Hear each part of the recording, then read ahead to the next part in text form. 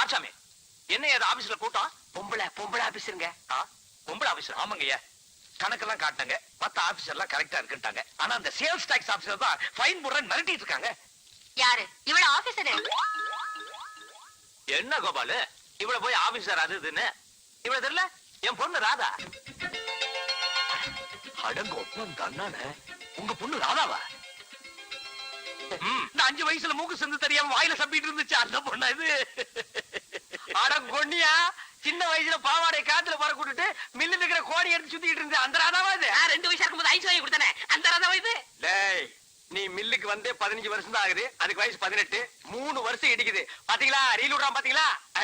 என்ன நீ, நாங்க உன்னை தேடி ரயில்வே ஸ்டேஷன் போனா நீ இங்க வந்து கலாட்டை பண்ணிட்டு இருக்கியா? சரி சரி, எல்லாரும் போய் வேலையை பாருங்க. முதலாளி நல்ல வேலை 5 நிமிஷத்துக்கு முன்னாடி வந்தீங்க, இல்லன்னா என்ன கொப்பரையில போட்டு அமுக்கி இருப்பேன். போங்கப்பா வேலை.